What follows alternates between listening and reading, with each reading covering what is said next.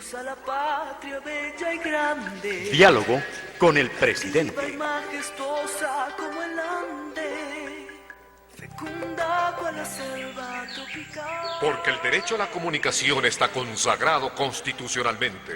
Todo ciudadano debe acudir libremente a las fuentes de información. Por eso, es responsabilidad del gobierno y su presidente rendir cuentas a la ciudadanía sobre su gestión.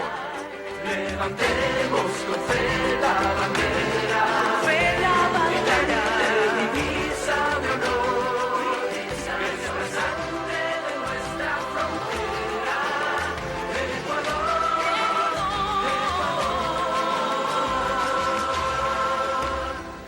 Diálogo con el presidente.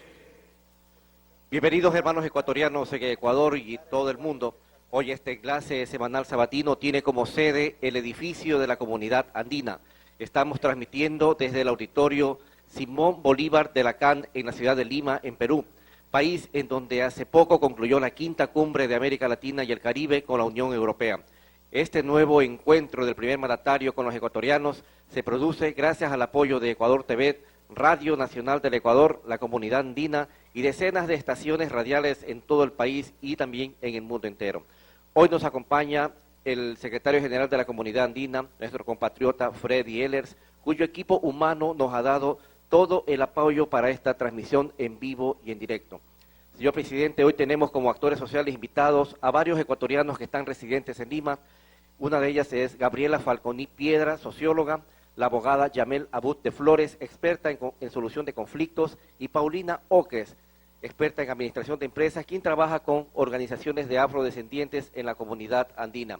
Tenemos también la participación, o nos acompañan hoy, estudiantes de la Universidad Internacional de Quito que se encuentran haciendo una visita a Lima. Son estudiantes de ciencias internacionales, quieren conocer todo lo relacionado a las ciencias internacionales, especialmente lo que se refiere a la cumbre. Señor presidente, muy buenos días, adelante. Gracias, Arturo. Bueno, un inmenso abrazo a todos los compatriotas presentes aquí en la sede de la Comunidad Andina de Naciones, en esta ciudad tan entrañable como es Lima, capital del Perú, a todos los funcionarios de la Comunidad Andina, y desde aquí, desde la hermana República de Perú, un inmenso abrazo a todos los ecuatorianos residentes en la patria y a aquellos que algún día tuvieron que salir, a nuestros hermanos migrantes. Como siempre, entonces, en nuestro programa radial sabatino para rendir cuentas a los dueños de nuestro país, a los dueños de nuestra democracia, a los mandantes, es decir, al pueblo ecuatoriano, de lo que ha hecho su mandatario en esta semana para cumplir con el mandato que nos dieran aquel 26 de noviembre del 2006. El día sábado 10 de mayo tuvimos el enlace radial número 68, este es el número 69, en Barrio El Tránsito de la parroquia Chillogallo, al sur de Quito, donde nos recibieron extraordinariamente bien. Un inmenso abrazo a todos los compañeros de ese querido barrio quiteño. Y después a las 2:30 tuvimos entrevista con Marie Deltas, periodista de Le Monde de París. Ustedes saben que después del bombardeo de Colombia, el 1 de marzo al Ecuador, se empezó una campaña mediática terrible contra el país, sobre todo en Europa, con el apoyo de importantes medios de comunicación y toda una maquinaria propagandística, de la forma más injusta, más ilegítima, más desleal, ¿no? Que nos bombardean y, caramba, descubrimos entonces después del bombardeo que Ecuador es cómplice de la FARC, ¿no? Antes nunca dijeron nada. Entonces claramente es para tratar de justificar el bombardeo. Y esas cosas indignan y estamos decididos ahí a dar batalla con la verdad, con las armas de la verdad, de la justicia. Entonces estamos también tratando de contrarrestar esa campaña mediática con declaraciones de prensa, sobre todo a medios europeos y en este caso a Le Monde de París. El domingo 11 de mayo, a las 12 del día, Día de la Madre, ojalá que todas las madres de Ecuador hayan pasado un lindo día. En Perú también fue el Día de las Madres, todas las madres peruanas, donde se celebró el Día de las Madres, los lugares donde se celebró el Día de las Madres este domingo, que lo hayan pasado lindo. Bueno, nosotros tuvimos que seguir trabajando, por eso mi pobre esposa, no sé cómo me aguanta todavía, pero bueno. A las 12 del día tuvimos la reunión con la señorita Benita Ferrero, comisaria de Relaciones Exteriores de la Unión Europea, precisamente preparando un poco los encuentros que íbamos a tener en Lima, conversando un poco sobre la relación Unión Europea-Ecuador, sobre algunos proyectos concretos que tenemos como Plan Ecuador, que les insisto, es ese plan de seguridad, de paz, de desarrollo en contraposición al Plan Colombia, que queremos, ya estamos aplicando en la frontera norte, pero obviamente mientras más recursos tengamos, más cosas se puede hacer. Caminos, microcrédito, alternativas productivas, escuelas, hospitales. La mejor forma de evitar la insurgencia, de evitar grupos irregulares, es dar bienestar a la gente, sentir que tiene algo que perder. Pero los abandonados de siempre, que sienten que no tienen nada que perder, que han sido totalmente aislados, discriminados del progreso, bueno, son caldo de cultivo para todos estos grupos. Y a las 12:45 partimos en ese viaje relámpago que hicimos a Europa, y no nos vamos a engañar, lo dijimos muy claramente, con el objetivo básico de revertir toda esa campaña mediática que había hecho Colombia y que tal vez daba una percepción negativa del problema desde Europa. También, lamentablemente, Europa muchas veces la sentimos muy lejana de América Latina, por eso en buena hora esta cumbre que ha tenido lugar aquí en Lima el día de ayer, para conocernos un poco más, para que entiendan la realidad latinoamericana, para que entiendan que el problema en América Latina no es Perú, no es Ecuador, no es Brasil, no es Venezuela, no es Panamá, no somos los países vecinos de Colombia, con el dolor del alma. El país que tiene el problema de la guerrilla, el paramilitarismo, narcotráfico, cultivo de drogas, narcopolítica, parapolítica es Colombia, y está exportando ese conflicto. Entonces ese es el mensaje que llevamos a la comunidad europea, y desmentir pues esta sinvergüencería de que hemos tenido relaciones con la FARC, que nos ha financiado nuestra campaña, y ya vamos a hablar de aquello. Bien, entonces a las 12 del día llegamos a Madrid, y enseguida pues a las 12:10 empezamos las entrevistas con María Luisa González, periodista de la agencia EFE, entrevista con TV Española.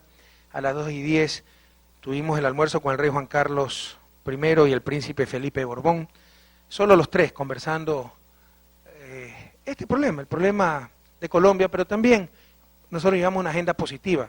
El Plan Ecuador, por ejemplo, el proyecto ITT, dejar el crudo en tierra, pero que se corresponsabilice la comunidad internacional.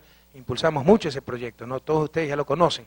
A Freddy, que es tan ambientalista, pues debe ser un fan de este proyecto, porque es de ruptura en cuanto a política energética y política económica, y una forma de concretar en hechos la retórica de que hay que luchar contra el cambio climático y todo eso, ¿no? Ya es alguna propuesta concreta y vamos a ver quién es quién. Básicamente es decir, dejamos en el subsuelo 20% de las reservas ecuatorianas de petróleo, que tienen un valor actual de mercado de unos 20.000 millones de dólares, hacemos ese inmenso sacrificio, el principal sacrificado del país, para conservar una zona de alta biodiversidad como el Yasuní, para evitar la quema de esos cerca de 1.000 millones de barriles de petróleo, pero ya basta decirnos no talen, no extraigan, no exploren cuando los países ricos depredaron el medio ambiente.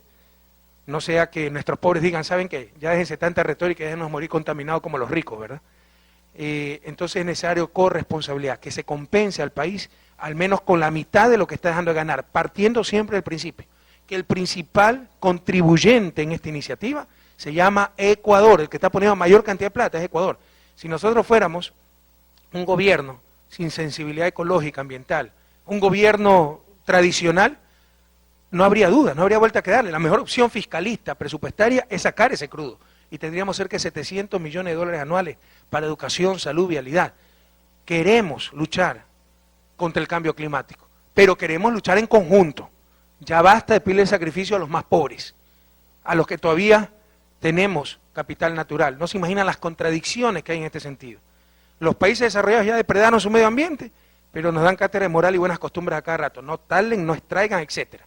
Pero no dicen, aquí está para compensar los servicios ambientales que están generando. Ecuador es uno de los 17 países que tiene grupos no contactados en aislamiento voluntario, los Tagaeri, los Taromenani, junto con Brasil, Australia, 17 países. Todo el resto ya exterminó esos grupos no contactados. Y tenemos una demanda en la Comisión, en el Consejo de Derechos Humanos de la OEA, porque no damos el suficiente dinero, protección a esos grupos. O sea, ¿qué nos dicen? La mejor política entonces es haberlos exterminado hace mucho tiempo como en otros países. Entonces es una locura eso. O sea, lo que venía a decir es todo el apoyo, aquí están los recursos, etcétera, para juntos preservar esos grupos no contactados. Pero más aún, los países que los hemos conservado, preservado, somos castigados. Entonces esos son los absurdos que está ocurriendo en la parte de conservación, en la parte de preservación de culturas milenarias, de grupos no contactados, etcétera. Y hay que poner las cosas en orden, porque si no, o sea, es totalmente injusta esa situación, y acabará por revelando a los países que sí queremos hacer las cosas bien, ¿no? En todo caso, el mensaje es, el mayor sacrificio es Ecuador, dejamos ese cruz de tierra, pero corresponsabilícese la comunidad internacional. Si ustedes quieren, a nivel de lógica económica esto es muy claro. Hoy, una lógica basada en la competencia y el egoísmo, compensa, paga por lo que tiene que pagar para disfrutar, lo que se llama mercancías, bienes para el intercambio, bienes con precio explícito, pero no todo lo que tiene valor tiene precio. Y paradójicamente, lo que más valor tiene, no tiene ningún precio. El pulmón del mundo se llama Amazonía. Sin ese aire puro que genera la Amazonía, la vida en el planeta no existiría. ¿Y qué estamos recibiendo a cambio los países que generamos ese bien tan fundamental para la vida en el planeta? Absolutamente nada por la lógica económica vigente. Todo el mundo puede beneficiarse de ese aire puro sin darnos absolutamente nada. Pero si yo tengo que comprarle un tractor a la Unión Europea, sí tengo que pagarle algo, darle algo a cambio. Entonces la iniciativa ITT también es una ruptura en la lógica económica vigente, de una lógica del egoísmo, el individualismo, de pagar por lo que tengo que pagar para disfrutarlo, a una lógica económica de justicia. Compenso la generación de valor. Ustedes están generando un bien fundamental para el planeta, que es aire puro, tengan la compensación de parte de los países que disfrutamos de ese aire puro y que ya depredamos nuestro medio ambiente. Entonces, la iniciativa ITT es una iniciativa muy interesante y también hablamos de eso en el almuerzo con el rey y el príncipe Felipe de Borbón. Hablamos, por supuesto, del tema migratorio. Y bueno, un inmenso abrazo al rey Juan Carlos, al príncipe Felipe, siempre nos reciben con mucho cariño. Yo creo que el rey me ve como un hijo, ¿no? Entonces me trata con mucho afecto. Muchísimas gracias por esa deferencia. Luego tuvimos la reunión de trabajo con el presidente José Luis Rodríguez Zapatero, con quien tenemos excelentes relaciones del gobierno del presidente Zapatero, el PSOE, Partido Socialista Obrero Español, y conversamos del tema Colombia y le dije, vea, a nosotros que nos revela grandemente es que no solo que somos agredidos, sino que sin tener vela en este entierro, sin ser parte del conflicto, sino víctimas de él, sin ser causantes del conflicto, sino víctimas de él. De repente tenemos más encima una lluvia de calumnias y tenemos que explicarle al mundo, oiga, nosotros no tenemos nada que ver con la FARC, entonces eso nos indigna. Y el presidente Zapatero pues tuvo palabras muy amables, de mucha confianza. Gracias a Dios somos un gobierno con mucha credibilidad. Los gobiernos extranjeros, la Unión Europea, Estados Unidos, tienen embajadores en Ecuador. Ellos informan que somos gente de manos limpias, gente honrada, gente nueva, que quiere el cambio. Y tuvo palabras muy gentiles y las hizo públicas, ¿no? De que no hay ninguna prueba de que vincule al gobierno ecuatoriano con la FARC, ¿no? Develando nuevamente la mentira que lastimosamente trata de mantener el gobierno colombiano. A las 6 de la tarde dimos esa rueda de prensa conjunta con el presidente Zapatero y conmigo, y es ahí donde se expresa el presidente Zapatero de forma tan frontal, abierta y tan amable para el Ecuador y el gobierno ecuatoriano y el presidente del Ecuador.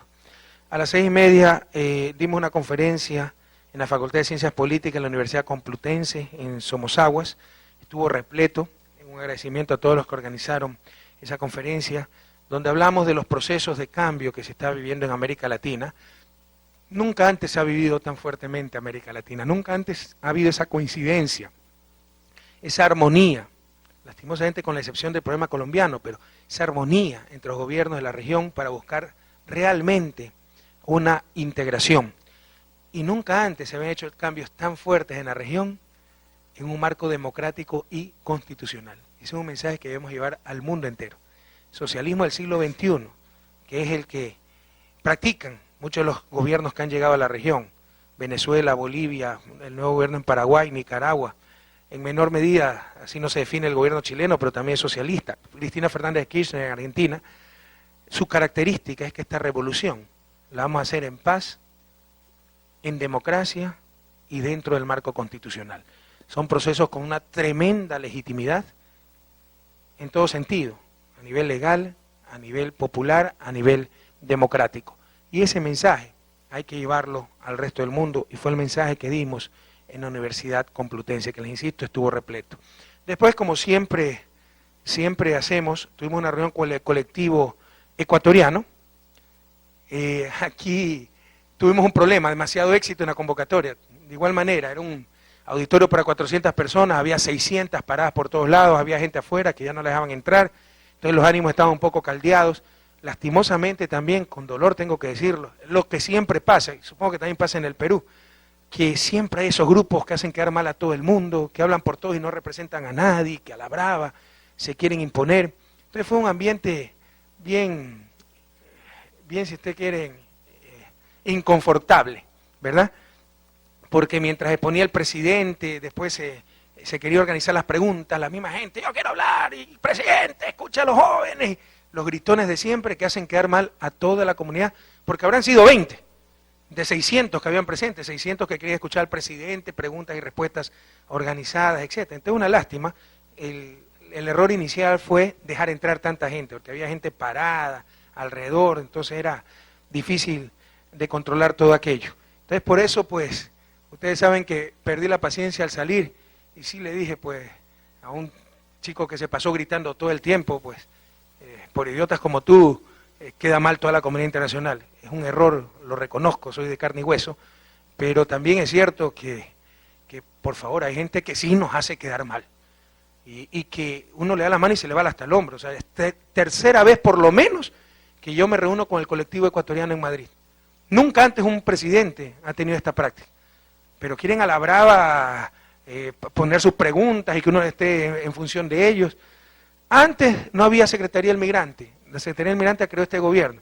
Ahí tuvimos reclamos de que no hay presencia de Secretaría del Migrante. Señor, recién se está organizando. O sea, es gente que a la brava, muchos de ellos candidatos para la Asamblea que no sacaron los votos ni de la familia, o sea, son pseudos políticos.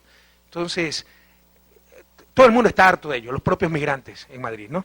Pero no debí perder la paciencia, lo reconozco y pido disculpas. Bien, pero uno es de carne y hueso, ¿no? Y de repente vale la pena desahogarse, ¿no? Cuidado que digo que no debí perder la paciencia, no que no es cierto lo que dije, porque hay gente que nos hace quedar mal a todos.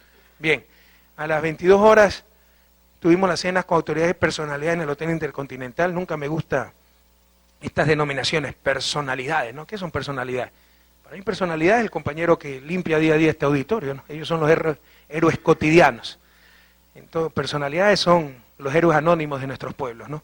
Entonces, lo que tuvimos es cena con ciertas autoridades, ministros, concejales españoles, empresarios, sobre todo empresas españolas que invierten en Ecuador. Fue una cena muy amena, pudimos conversar con muchos de ellos. Tenemos mucha inversión española y ganas de invertir más. Yo no sé de dónde salen que se está espantando la inversión extranjera de Ecuador. Créanme que antes tengo que rechazar muchísimas entrevistas con empresarios que quieren hablar conmigo para informarme que quieren invertir, etcétera. Entonces tuvimos oportunidad de hablar con un bastante considerable grupo de empresarios españoles. Martes 13 de mayo. 13 de mayo fue el día en que atentaron contra Juan Pablo II hace ya muchos años. Fíjense la locura de nuestros y del ritmo de trabajo, ¿no? Este día, el martes 13 de mayo, desayunamos en Madrid, almorzamos en Bruselas y cenamos en París. Entonces salimos de Madrid a las 8:40, arribamos a Bruselas, hicimos un saludo a la prensa. Mi francés estuvo pésimo porque recién empezaba a hablar en francés, ya después de 2 o 3 días retomé nuevamente el francés. A las 9 de la mañana entrevista con el canal RTL de Bélgica. Esto fue muy bueno porque este canal reprodujo el artículo que nos sacó diario El País en primera página diciendo que Ecuador era un santuario de la FARC, que había 8 campamentos, todo fruto de su corresponsal en Bogotá que siempre nos hace pedazos y nunca piden la contraparte ecuatoriana. Llevamos a toda la prensa a revisar los supuestos 8 campamentos. Para empezar, 4 de los sitios estaban del lado colombiano y los que estaban del lado ecuatoriano todavía estamos buscando los campamentos, ¿no? Y no solo eso, o sea, este canal, y ustedes saben que yo viví en Bélgica, mi esposa es belga, mis hijos tienen doble nacionalidad, dijo que el joven presidente ecuatoriano le habían corrompido la FARC, porque habían financiado su campaña, y el narcotráfico también me había corrompido. Es decir, un documento apócrifo supuestamente encontrado en una computadora es prueba de que yo he sido corrompido por la FARC. ¿En qué mundo estamos, por el amor de Dios? O sea, más tarde yo digo al embajador colombiano, cuando salió expulsado de Ecuador, se le quedó una computadora en Quito y encontró un documento diciendo que Uribe tiene vinculación con los paramilitares. Y todo el mundo lo toma como verdad absoluta. Y no solo eso, no soy yo el que tengo que demostrar que es verdad, sino que Uribe tiene que demostrar que es mentira. Esto es una locura. Por favor, ¿dónde están los elementales derechos, principios en que se fundamenta nuestra civilización? Yo no tengo que demostrar absolutamente nada. Son los que acusan temerariamente o que tienen que demostrar la verdad de sus acusaciones. Entonces esto había hecho este canal, pero en forma muy democrática nos dio la oportunidad de desmentir todas esas versiones. Y bueno, se había basado sobre todo en el artículo de Diario del País. Luego tuvimos la reunión con Jacques Barrot, comisario para Justicia y Asuntos Migratorios, hablamos sobre todo el problema migratorio. Hay iniciativas en la Unión Europea para endurecer el trato a los migrantes. Reiteramos la posición de Ecuador muy consecuente. Nosotros creemos que el derecho a migrar es un derecho humano y estamos actuando en consecuencia. Estamos en todo, además de tener 350.000 colombianos en nuestro país. España tiene 700.000 ecuatorianos en España, es la comunidad más grande, al menos latina, pero en una población de cerca de 40 millones. Nosotros tenemos la mitad de eso, pero en una población 3 veces más pequeña, así proporcionalmente. Nosotros tenemos muchos más hermanos colombianos que ellos ecuatorianos en España, y todos esos hermanos colombianos son bienvenidos, y 50.000 tienen el estatus de refugiado. Esto es lo que mucha gente no sabe. Ecuador, para que vean cuánto nos ha afectado, cómo estamos involucrados ya en el conflicto colombiano, y esto lo hacemos, todo lo que sea humanitario lo vamos a hacer con el corazón abierto, con los brazos abiertos, de mil amores. Ecuador es el país occidental que más refugiados tiene. Tenemos 50.000 colombianos con estatus de refugiados. Y 300.000 más, muchos de los cuales son refugiados, desplazados del conflicto colombiano, pero no han obtenido el estatus oficial de refugiado. Y todos son recibidos con los brazos abiertos. Y en lugar de tener algo de gratitud por todo este apoyo del gobierno colombiano, tener esta campaña de calumnia, aquí nos va a indignar, compañeros. En todo caso, hablamos de los asuntos migratorios y de ese principio que sostiene Ecuador, de que el derecho a migrar es un derecho humano, con el cual actuamos muy consistentemente. Recibimos a todos los extranjeros con los brazos abiertos y estamos en una campaña de desmontar ese invento del siglo XX que fueron pasaportes y visas. Ya lo hicimos con Guatemala, con México, con China, Indonesia. Esperamos que ningún país latinoamericano, es el colmo eso. En el siglo XXI es una barbaridad. Necesita visa para entrar en Ecuador. Y nada de esto de la reciprocidad con la que querían sorprenderme ciertos diplomáticos y ciertos funcionarios de Cancillería. No, presidente, la reciprocidad. México, Guatemala nos pusieron visa, dicho sea de paso por presiones de Estados Unidos, porque supuestamente son países de tránsito para entrar a Estados Unidos. También nosotros le pusimos visa. Y bueno, ¿y por qué los norteamericanos no tienen visa si ellos también nos piden visa? Entonces era una reciprocidad selectiva, ¿verdad? Esa es la doble moral con que se han manejado las relaciones exteriores en nuestros países. Entonces no vamos a ser parte de esa doble moral. Nosotros unilateralmente vamos a eliminar todas las visas que podamos. Todos son bienvenidos a nuestro país. Entonces hemos actuado consecuentes con ese principio, que el derecho a migrar es un derecho humano. Y también nos pusimos de acuerdo en algunos términos y develamos algunas contradicciones, ¿no? ¿Con qué cara le vamos a...?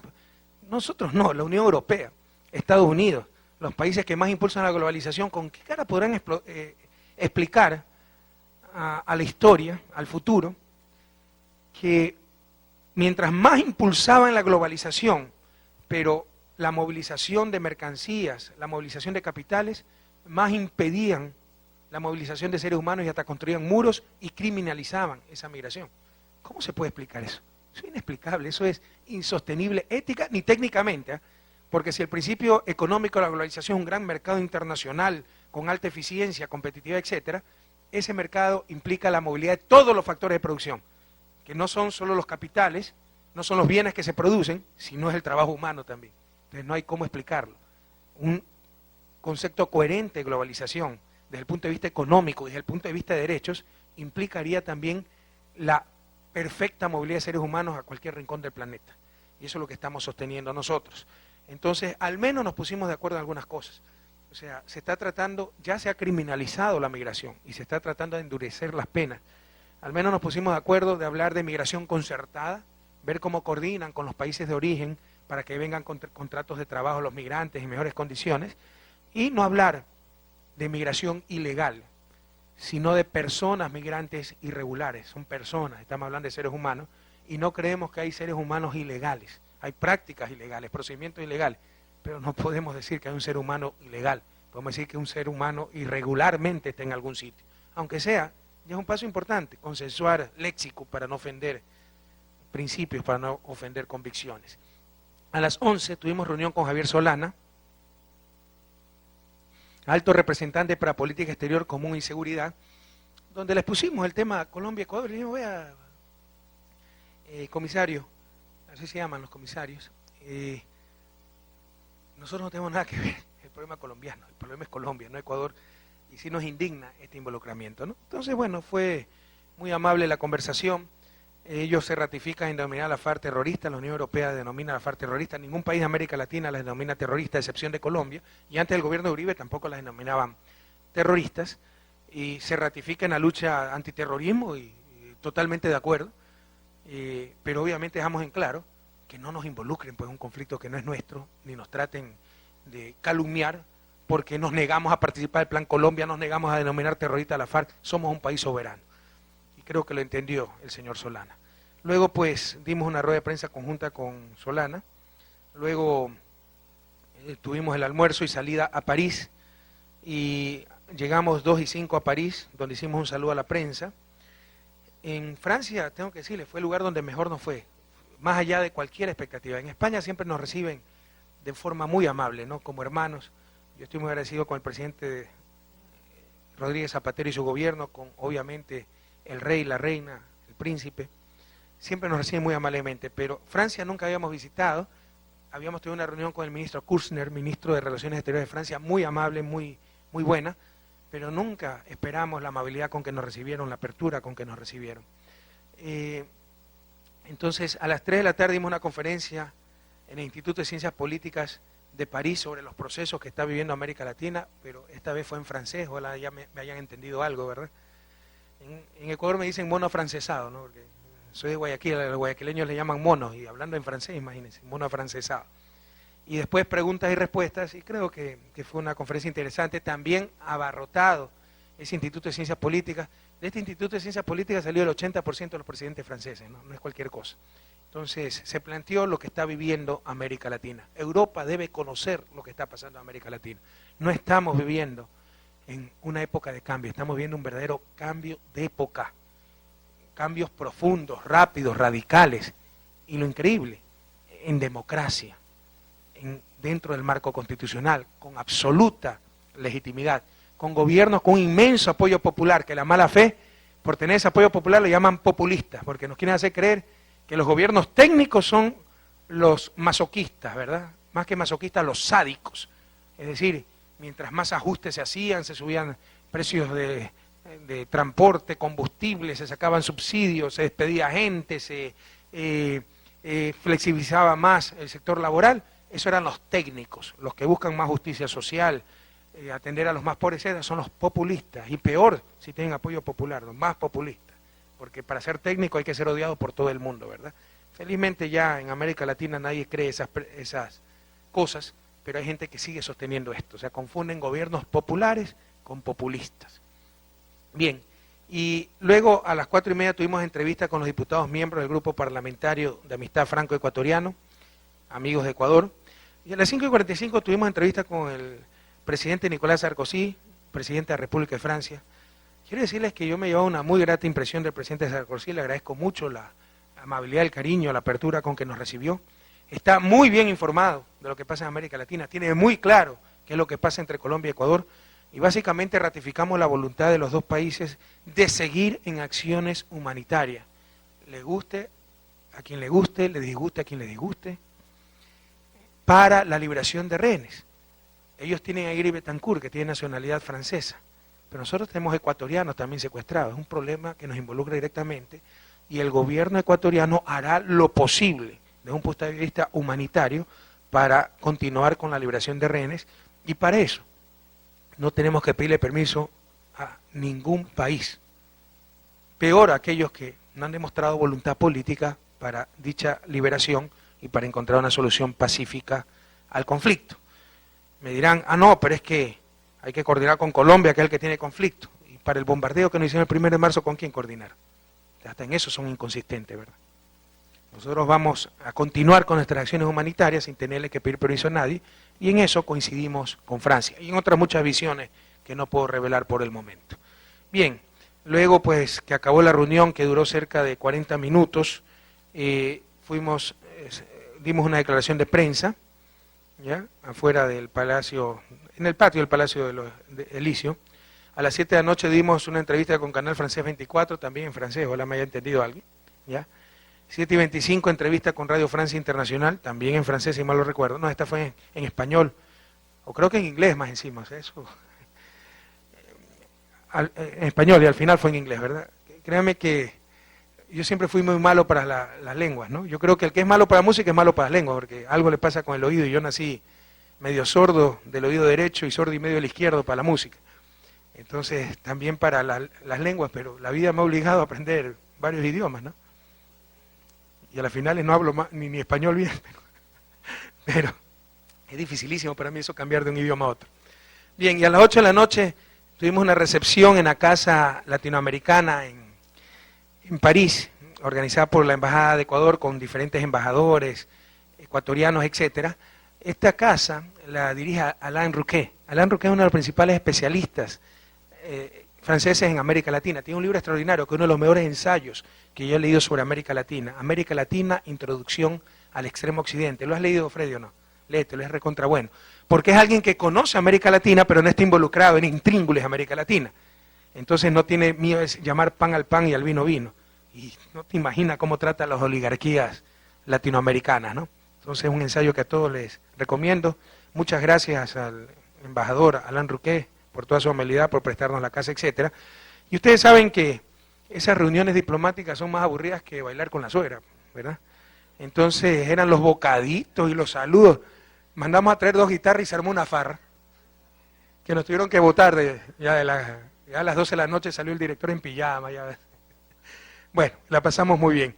Yo tengo que pedir disculpas al colectivo ecuatoriano que vive en Francia, porque no sé por qué motivo, ya le llamé la atención a nuestra Cancillería y a la Oficina de Protocolo de la Presidencia. En Francia no se hizo la reunión con el colectivo ecuatoriano que siempre hago en todos los países que visito. Así que 1000 disculpas a los ecuatorianos residentes en Francia, no sé qué pasó, espero el informe de quién fue la responsabilidad, pero eso no puede volver a ocurrir y lo lamentamos mucho. Felizmente aquí hubo algunos destacados representantes de la comunidad ecuatoriana, al menos en París, músicos, artistas, catedráticos, etcétera. Les insisto, la pasamos muy bien hasta altas horas de la noche. Bien, miércoles 14 de mayo a las 9 de la mañana tuvimos reunión con el señor Jean-Louis Barlot, ministro de Estado para la Ecología, la Energía, el Desarrollo Sostenible y la Organización del Territorio, donde hablamos largamente del proyecto ITT, que ha tenido una gran acogida. ¿Está aquí Francisco Carrión o no? Mi delegado para el proyecto ITT. Ojalá que esté contento, porque como en esta cumbre también hemos impulsado el proyecto ITT, ya es cuestión de ellos que tenga éxito. A las 10, otra entrevista con TV5, canal francés, en vivo fue esta y en francés. Así que, bien. A las 10:30 tuvimos un encuentro muy emotivo con los familiares de Ingrid Betancourt. Estuvo su hijo Lorenzo, su esposo Fabrice Deloy, su hermana Astrid. Y bueno, le ratificamos que cuenten incondicionalmente con nosotros para toda acción humanitaria, de búsqueda de paz, de liberación de rehenes, entre ellos Ingrid Betancourt. Y ratificamos eso a la familia. Quedaron muy agradecidos, para nosotros también son fuente de inspiración, la valentía, la persistencia de la familia de Ingrid Betancourt. A las 11 dimos la conferencia de prensa sobre lo que habíamos hablado con la familia, donde ratificamos que no tenemos que pedirle permiso absolutamente a nadie. Fíjense la doble moral, ¿no? Colombia nos protestó, nos mandó una carta de protesta, ¿no? Ya hemos dicho que no vamos a contestar las notas de Colombia, ¿no? Ni estas protestas, ni las calumnias que nos saquen, ni mucho menos, así que no le hemos ni contestado y no le vamos a contestar. Pero ¿qué se cree? ¿Qué se cree en ciertos gobiernos? ¿Cómo pueden practicar tal doble moral? Nos contestan que eso es un atentado a la soberanía de Colombia, que tenemos que articular, coordinar con el gobierno colombiano. Pero para bombardearnos, y si no coordinaron con absolutamente a nadie. Entonces, ¿qué se creen? ¿Quién les puede ya hacer caso con esa doble moral, con esa ajuste a la circunstancia? Cuando me conviene, sí, hay que coordinar, respetar soberanía, derecho internacional y todo lo que se inventan, y cuando no nos conviene podemos hacer lo que nos dé la gana. Entonces vayan a otros con esos cuentos, ustedes están cosechando lo que sembraron, el gobierno de Colombia está cosechando lo que sembró. Bien, a las 11:30 tuvimos otra entrevista con TV France 2, a las 12 cita privada. Bueno, la cita privada era que me invitó, mi hija ganó un concurso internacional, mi hija estudia de 14 años, Sofía, estudia en el Liceo Francés en Ecuador, entonces justo la premiaban el 14 de mayo y la premiaban en el Ministerio de la Marina. Entonces nos invitó a comer la Marina, el alto mando de la Marina, muy interesante, hay 3, 4 almirantes y submarinistas, y estuvimos hablando de los submarinos franceses, una maravilla. El último que lanzaron, ¿saben cómo se llama? Es una señal de paz para el mundo por parte de Francia, el Terrible, y el anterior se llamaba el Temerario, qué nombrecito, pero bueno, sería mejor Égalité, Fraternité, Liberté, ¿verdad? Pero bueno. Y luego de eso, pues, a las 6 de la tarde, o sea, ahí participé de la premiación a mi hija y a otros niños que habían ganado un concurso mundial de francés, y a las 6 de la tarde retornamos a Quito. Llegué a Quito a las 6:15 de la mañana, tras 20 horas de vuelo, las técnicas, una en Cabo Verde, en África, y otra en Fortaleza, Brasil. Una ducha, dejar a los chicos a la escuela, y a las 8:30 al despacho, porque tenía cualquier cantidad de trabajo, ¿no? Entonces estuvimos despachando a las 10 de la mañana, tuvimos reunión de trabajo sobre los contratos petroleros para revisar cómo va esa renegociación. Entonces aquí veo en el resumen de prensa que el reparto 99.1 va a revisión. El gobierno se comprometió ayer a reducir la participación del fisco en los ingresos extra de las petroleras privadas generadas por el alto precio del crudo por la firma de un acuerdo transitorio. O sea, la idea es, la nueva ley de equidad tributaria establece ya para cualquier actividad que en caso de utilidades extraordinarias por alto precio de ese bien, sobre todo recursos no renovables, es decir, no por acciones deliberadas de la empresa, estrategia de negocio, sino por suerte, subió el precio y ganó el triple, sobre esas utilidades extraordinarias, el 70% sería para el Ecuador y el 30% para la empresa. Eso ya está en la nueva ley de equidad tributaria, es lo que se llama en inglés un windfall profit tax, una tasa que entra automáticamente a funcionar cuando hay utilidades extraordinarias. Entonces, en la parte hidrocarburífera, con el decreto que firmé en octubre del 2007, el reparto era 99.1. Estamos armonizando esa participación con la nueva ley tributaria, pero utilizando eso también como mecanismo de negociación. Por lo pronto, un acuerdo transitorio que ya derogue ciertas cláusulas vergonzosas de los contratos petroleros, donde al Ecuador, el dueño del recurso, de acuerdo a la Constitución, se lo ponía como un socio más, y el socio bobo, sin voz ni voto, cualquier problema al CIAD y a los arbitrajes internacionales, y se comprometen a ir a contratos de prestación de servicios. Las compañías que acepten esta propuesta, pues enseguida se les empieza a cobrar solo 70-30 sobre las utilidades extraordinarias. Las compañías que no acepten se les seguirá cobrando el 99.1. Y si se quieren ir, nos dará mucha pena, pero que les vaya bonito, les compensaremos hasta el último centavo. Tampoco como Sitio Oriente, pues, ¿no? Que creo que tiene 30 millones en activo y nos quiere cobrar 200 millones. O sea, no se dan cuenta que ya hay gobierno en Ecuador, pues que ya la época en que nos venían como enviados de Dios pasó hace rato, ¿verdad? Se hará la valoración justa. Es más, algunas empresas sufren porque para decir que están perdiendo plata, hacen depreciaciones más aceleradas, con lo cual se reduce el precio de esos activos. Pero el rato en que quieran irse del país y tengamos que pagarle esos activos, valen mucho menos. Entonces, están en ese dilema, ¿verdad? En todo caso, bienvenida a toda inversión privada, extranjera, incluso en el sector petrolero, pero con reglas de juego claras. Vamos a esos contratos de prestación de servicios de los cuales nunca debimos de salir. Prestación de servicios es, el recurso es mío, como lo dice la Constitución. Contrata usted para que me saque mi petróleo. ¿Cuánto me cuesta cada barril que extrae? $15, perfecto. Si el barril vale $100, el resto es mío. ¿Ya? Esos los contratos eran los contratos que teníamos a inicios de los 90 y se cambiaron por contratos de participación, donde en algunos campos el Estado ni siquiera podía entrar, donde recibíamos solo 18% de la producción, donde el Estado, les insisto, no solo era el socio minoritario, sino el socio bobo, que no tenía ni voz ni votos. Cualquier problema no es que íbamos a los jueces ecuatorianos, sino arbitrajes internacionales. Entonces estamos arreglando todo eso. Entonces, las reglas de juego claras, justas, creemos que la gente, hemos hablado con muchas petroleras, están dispuestos a aceptar, reconocen que somos un gobierno serio, honesto, pero si alguien no está conforme, no hay problema. Le pagamos lo que haya invertido y que le vaya bonito, pero no es que vamos a seguir claudicando los intereses del país, los intereses del pueblo ecuatoriano. Bien, entonces tuvimos la reunión para revisar aquello. Ojalá que ya esta semana se firmen los convenios y pare esa incertidumbre que da cualquier proceso de ajuste, de cambio. O sea, si un organismo ha vivido mucho tiempo con un tumor, gran tumor en el estómago, por ejemplo, un ser humano, se saca el tumor para prolongar la vida, para vivir mejor, pero mientras el organismo se acomoda a su nueva realidad, tiene trastornos, tiene problemas, es un proceso de transición. Eso pasa en Ecuador. Y en ese proceso de transición se es muy vulnerable, si no tiene cuidado de ese organismo puede morirse. En ese proceso de transición, Ecuador es muy vulnerable, nos pueden acusar de estar espantando la inversión extranjera, de no respetar la seguridad jurídica, etcétera. Lo que estamos es poniendo en orden la casa, lo que estamos es solucionando problemas, no creándolos. Eso debe tenerlo todo el mundo perfectamente claro. Bien, luego de esto, tuvimos la reunión de trabajo, revisamos la parte económica de la nueva Constitución, ahí con la mesa 6 me parece que es, revisando los conceptos. Recuerden que soy el primer economista presidente de la República de Ecuador. Si hacemos mal el articulado de la Constitución, todo podemos hacer mal, menos la parte económica. ¿Por qué? Porque ahí sí sería un papelón. Entonces estamos poniendo mucho cuidado en eso. Luego a las 6 de la tarde vimos el plan estratégico de la frontera norte. 2 veces no nos vamos a dejar hacer lo mismo.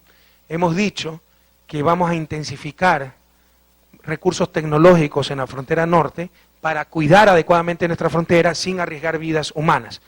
Y revisamos ese programa que implica compra de radares, implica aviones no tripulados para detectar infiltraciones de grupos irregulares o de grupos regulares, porque no vamos a permitir que nadie oye el suelo patrio. Y a las 8 de la noche salimos a Lima, Perú, llegamos pues a las 10 de la noche, y a las 10:30 tuvimos entrevistas con la periodista, finalmente fue María Céspedes de Reuters, creo que cambiaron. Así fue con ella, no con Reuters, ¿ya? Hasta eso a las 11 de la noche, y bueno, después ya en calidad de paquete, ahí sí, ya fui a dormir. Viernes 16 de mayo, 7 de la mañana, entrevista al presidente por parte del periodista peruano Raúl Vargas de Radio RPP. Luego pues a las 9 ya teníamos la sesión plenaria de apertura de la quinta cumbre de jefes de Estado y de Gobierno de América Latina y el Caribe y la Unión Europea. O sea, vinimos, compatriotas del Ecuador, vinimos a Lima por una cumbre muy importante, la cumbre Unión Europea, América Latina y el Caribe. Los temas de esta cumbre fueron básicamente pobreza, inclusión social, cohesión social, inequidad y calentamiento global, energía, medio ambiente. Entonces es una cumbre muy importante porque, seamos objetivos, la Unión Europea se ha alejado mucho de América Latina, ha visto a otros sectores, no a la América Latina, y es necesario acercarnos. Son 2 regiones que pueden tener mucho beneficio de su relación mutua, muchos beneficios para nuestros pueblos. Entonces a las 9 de la mañana se dio la inauguración. Como siempre, el presidente Alan García se mandó tremendo discurso sin tener que escribirlo. Yo no sé cómo le hace, pero felicitaciones. Yo creo que es uno de los mejores oradores, no solo actuales de América Latina, que ha tenido la historia de América Latina el presidente Alan García, ¿no? Y siempre sin apuntes. A las 10:10, la fotografía en conjunto de los presidentes y jefes de Estado participantes en la quinta cumbre. Hubo obviamente otros discursos, ¿no? Del presidente de la Unión Europea, que es el primer ministro de Eslovenia, del presidente de la Comisión Europea, que es el señor Barroso de Portugal, y por ahí algún otro discurso más. A las 10:30 empezaron las sesiones de trabajo con los jefes de Estado y de Gobierno, y participamos nosotros en la mesa de trabajo Pobreza e Inclusión, y al mismo tiempo, y tal vez esto es lo más importante, empezamos las reuniones bilaterales. Ya vamos a contar cuántas reuniones bilaterales tuvimos 9 o 10 reuniones bilaterales. Entonces a las 11 tuvimos reunión con Fernando Lugo, el presidente electo paraguayo y un querido amigo, le ratificamos la invitación para Ecuador. A las 11:30 reunión con precisamente José Manuel Barroso, presidente de la Comisión de la Unión Europea. Presidente de la Unión Europea, ellos tienen un presidente rotativo, que es el primer ministro de Eslovenia, 6 meses van cambiando, y el presidente, una especie de presidente ejecutivo de la Unión Europea, que es José Manuel Barroso. A las 12 tuvimos reunión bilateral Ecuador-Austria, muy simpático el canciller de Austria, cuidado, el presidente Barroso también, pero chistoso, me hizo hablarle en inglés, y después cuando escucho su discurso de clausura, tremendo español que manejaba, mejor que yo. ¿Ya? Entonces, reunión con el jefe de gobierno de la República de Austria, Alfred Gusenbauer, y también muy interesante la reunión con Austria. básicamente aquí presentamos en el caso de Austria la propuesta ITT. A la una, reunión bilateral Ecuador-Países Bajos, Holanda, con el presidente rotatorio de los Países Bajos, Jan-Pieter Balkenende. ¿Cuántas van? 1, 2, 3, 4 ya, ¿no? Luego fuimos al almuerzo ofrecido por el presidente Alan García, riquísimo, riquísimo, pero llegué tarde y perdí la entrada, que era pulpo al oliva. Ya voy a traer a los cocineros de Carondelet a estas cumbres para que vean que existe algo más que pollo, pollo y pollo, ¿no? Que existe pato, pulpo. Es terrible lo que está pasando. ¿Ah? Ya, me reuní también con Insulza, aquí está mal esto se modificó, ¿no? Para variar, no pierde el invicto Arturo. Aquí que falta una que es con José Miguel Insulza, que hablamos del problema con Colombia. Le dijimos, mire, estoy tan harto de esto, de que con la FARC, sin la FARC, que Interpol, que todos los documentos le vamos a dar a ustedes, y ustedes revisen, y por favor, si encuentran un indicio del presidente de la República en nuestra campaña con la FARC, pidan mi destitución. Estoy harto de que somos bombardeados, somos agredidos, y somos nosotros que tenemos que dar explicaciones. ¿Hasta cuándo tanta hipocresía? ¿Hasta cuándo tanta doble moral? Y para tapar incluso problemas internos que se están viendo en Colombia, porque allá sí está la parapolítica, la narcopolítica, no en mi país. Bien. El gobierno de América Latina y la Unión Europea, básicamente en la mesa, con cambio climático y energía, donde ahí sí yo hice la ponencia, o sea, el mecanismo de trabajo era 2 ponencias por parte de jefe de Estado y se discutía sobre esas ponencias. En la mañana, en la mesa de pobreza e inclusión participé, pero no hice ponencia. En la tarde, en la mesa cambio climático y energía, sí hicimos una ponencia, que creo que fue muy bien recibida. A las 5 de la tarde, reunión bilateral Ecuador-Bélgica, con el primer ministro belga, un país al que tengo un especial cariño, porque de ahí es mi esposa, mis hijos son también de nacionalidad belga, y obviamente yo viví y estudié en Bélgica. ¿Ya cuántas van? 6, ¿no? Es que como economista tengo dificultades para contar, espérense. 1, 2, 3, 4, Insulza 5, Bélgica 6, luego reunión bilateral Ecuador-Cuba 7, luego tuve una reunión con la senadora Piedad Córdoba de Colombia 8, y se me escapa una por aquí, con Alemania, Arturo, hay que ser más cuidadoso de eso, 9, y alguna otra. Ajá, bueno,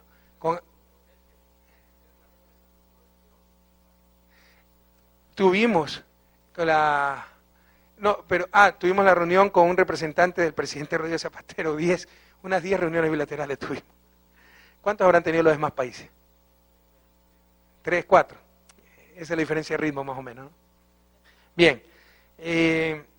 Luego pues tuvimos la sesión plenaria a las 7 de la noche, un poquito tarde, ¿no? Nos ha fallado un poco la puntualidad en la cumbre, casi fueron las 8 de la noche, donde nuevamente se mandó tremendo discurso el presidente Alan García, sin leer nada, donde se expusieron los resultados de las 8 mesas de trabajo, donde habló el presidente pro tempore de la Unión Europea, el presidente de la Unión Europea, Barroso, y la anfitriona de la próxima cumbre, que era Michelle Bachelet, ¿verdad? ¿Perdón? Perdón, Zapatero, España, ¿ya? El presidente Zapatero también y Argentina, perdón, Argentina va a ser la sede. Michelle dio el informe de una mesa. Entonces estuvo Zapatero, Cristina, Barroso, el primer ministro de Eslovenia, Alan García, y 8 informes de mesa, 13 discursos. Entonces, sí, con mucho cariño, la próxima vez hay que ver cómo se resume, que eso sí, 13 discursos, eso sí fue una tortura, no pese a la calidad de los discursos. Bueno, y entonces ya se nos hizo tarde para la cena ofrecida por Alan García a las 22 horas. A mí siempre me gusta participar en todo esto, porque lo hacen con tanto cariño que me parece una descortesía no ir a una cena. Entonces fuimos a la cena con mucho gusto, pero muchos participantes en la cumbre ya no fueron a la cena. También riquísimo se comió, al igual que al mediodía, ¿no? Muchísimas gracias al presidente García y a todo el personal del Palacio de Miraflores, del Palacio de Gobierno, que además se ve bellísimo de noche, ¿eh? Qué maravilla Lima de noche, una iluminación extraordinaria. Felicitaciones también para el alcalde de Lima que estuvo ahí, el señor Castañeda. Me explicaron su estrategia de las escaleras, ¿no? Ganó las elecciones ofreciendo escaleras en los barrios marginales, en las colinas, pero está muy bonita la Plaza de Armas, todos los edificios de amarillo muy bien iluminados. Es una pasta esa, no es pintura, es pasta y recubrimiento. Bien, a las 8 de la mañana ya estuvimos en la reunión entre comunidad andina y lo que se llama la Troika de la Unión Europea, es decir, una comisión que representa a la Unión Europea, donde conversamos, negociamos, si cabe el término, por 1 hora y cuarto más o menos, y ya llegamos a un punto importante. Es decir, respetando la diferencia al interior de la comunidad andina, los diferentes ritmos, los diferentes situaciones, podemos negociar un marco general pero flexible, donde los países puedan adherirse o no a ciertas partes de ese tratado. El problema es a qué nivel de desagregación llegamos, porque la propuesta del presidente Barroso en la Unión Europea es básicamente, hay 3 pilares en el Tratado de Asociación que estamos negociando con la Unión Europea: político, cooperación y comercial. Entonces, si alguien no quiere adherirse a la parte comercial, no lo hace, no, pero la parte comercial tiene 14 mesas, propiedad intelectual, tratamiento de inversiones, compras públicas, etcétera. Entonces la idea es que también al interior de esa parte comercial se puedan adherir o no a ciertos puntos los países. Eso no fue aceptado por la Unión Europea, pero quedamos en conversar y seguir negociando. A las 9:10 di una rueda de prensa en la sede de la prensa para esta conferencia internacional, donde obviamente me preguntaron sobre el asunto Colombia, etcétera, y a las 10 de la mañana pues estamos dando este enlace radial número 69. De aquí a las 2:15, si nos atrasamos un poco, paciencia, tengo reunión con el colectivo ecuatoriano en la Embajada del Ecuador. A las 3:30 entrevista con la agencia Europress, y de ahí partimos para Quito, donde esperamos arribar aproximadamente a las 5 de la tarde. Algunos aspectos importantes. Si me pasó Fernando los apuntes, por favor. Ya se me mezcló todo. ¿Ya? Bien. Yo también tenía anotado por algún lado, déjame poner aquí, algunos informes importantes. CAE. Aquí es palo porque bogas, palo porque no bogas. No aquí, en Perú, en Ecuador, ¿no? Supongo que en Perú también. Se nos acusaba de haber aumentado la burocracia porque creamos algunos ministerios de coordinación, y yo le aseguré al pueblo ecuatoriano que iba a acabar mi gobierno con menos burocracia y que va a ser recortes dolorosos. A mí no me gusta jugar con el trabajo de la gente, pero tengo que velar por el bien común. Hay gente que es muy macha y dice, no, a mí no me tiembla la mano para despedir un empleado, a mí me tiembla y mucho, y me quita horas de sueño, pero lo haré cuantas veces sean necesarias, si es por el bien común, si ese trabajo no era necesario y le está costando a todo el pueblo ecuatoriano, y ese dinero puede servir para educación, salud, etcétera. Entonces hemos empezado con la CAE, donde después de varios meses de estudio, de análisis, se han suprimido 360 y más partidas que consideramos innecesarias, en un universo de 1.600, es decir, se ha disminuido cerca del 20% del personal, ¿verdad? Y bueno, ya tenemos la mala fe de siempre, ¿no? Que se eliminan esas partidas para poner gente de Alianza País. Primero, se están eliminando partidas, no es que se está despidiendo a la gente y dejando la partida para llenarla con otra persona. O sea, que ni siquiera saben de qué hablan, la ignorancia es atrevida, ¿verdad? Segundo, sepan ustedes que hay amigos míos, familiares de miembros del gobierno, y todos han sido medidos y evaluados con la misma vara. Entonces ya empezaron los ataques de la prensa, la suspicacia, las demandas, etcétera. Como siempre, tratar de desprestigiar a la gente, deslegitimarla. Tenemos un equipo muy joven en ACAE, chicos de 28, 29 años que están haciendo un trabajo extraordinario. Eso es fruto de la juventud, de la inexperiencia. O sea, esa es nuestra prensa, ¿no? Palo porque boga, palo porque no boga. Entonces ya nadie les hace caso, felizmente, pero sí quisiera aclarar esto al pueblo ecuatoriano. Y que esto, lo mismo nos dijeron cuando sacamos a las verificadoras, famosas verificadoras que costaban, que la pagaban los importadores, y eso implicaba un costo de 60, 70 millones de dólares al año a los importadores. Incluso el sector público, imagínense a qué nivel de absurdo, las verificadoras eran unas compañías privadas que tenían que verificar que si yo importaba licuadoras, eso era licuadora. Hasta Petroecuador pagaba para que le certifiquen las importaciones de combustible. ¿Cómo se podía contrabandear combustible por parte de la empresa pública Petroecuador? Pero pagábamos decenas de millones de dólares a las verificadoras, ¿verdad? Bueno, suprimimos las verificadoras, les ahorramos cerca de 70 millones a los importadores, otros 50 millones al sector público, nos acusaron de que iba a aumentar el contrabando.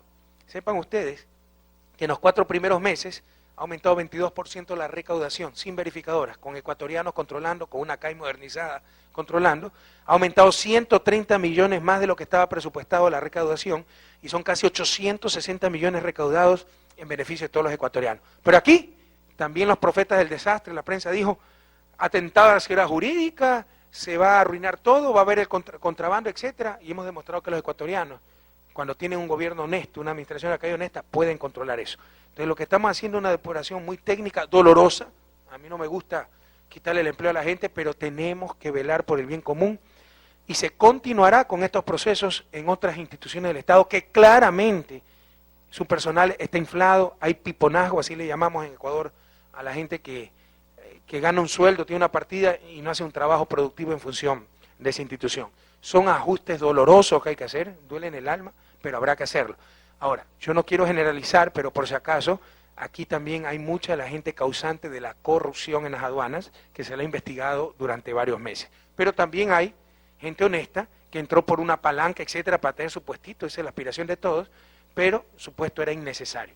Y hay muchísimas otras instituciones del Estado en esta situación y seguiremos con este proceso, le insisto, doloroso, pero por el bien común. Lo que sí quisiera hacer un llamado a nuestra ministra, extraordinaria ministra de Desarrollo Social, Natalie Celi, para entrar en contacto con las personas que pierdan el trabajo y darle todo el apoyo con microcrédito, capacitación, etcétera, para que puedan poner su propio negocio para ayudarlas a salir adelante. Pero les insisto, es un ajuste doloroso que hay que hacer, pero lo haremos. No estamos creando problemas. Los problemas los crearon todos esos gobiernos irresponsables que repletaron de burócratas por compromiso, por corruptelas, etcétera, la CAE, Pacifitel, Andinatel, Petroecuador, etcétera. Nosotros estamos resolviendo el problema y lo vamos a seguir haciendo. Bien, sobre mis queridos machis de la CONAIE, ay, mis machis, hasta un saludá, mi machicuna, Ñucayungo, Runacunaguan, Can, mi corazón está con el pueblo indígena, compañeros, pero qué difícil que son algunas veces ciertos dirigentes del sector indígena, ni siquiera generalizo a toda la CONAIE. Ya hicieron una asamblea donde declararon la oposición abierta al gobierno, el rechazo a la política económica, que va a haber un levantamiento indígena contra las políticas hambriadoras del gobierno, ¿no? Miren qué tragicómico, coincidiendo en sus posiciones con los grupos más retardatarios del Ecuador. Un levantamiento como hicieron las élites, los pelucones de Guayaquil más o menos, ¿verdad? Qué triste, ¿verdad? Qué triste esa miopía política.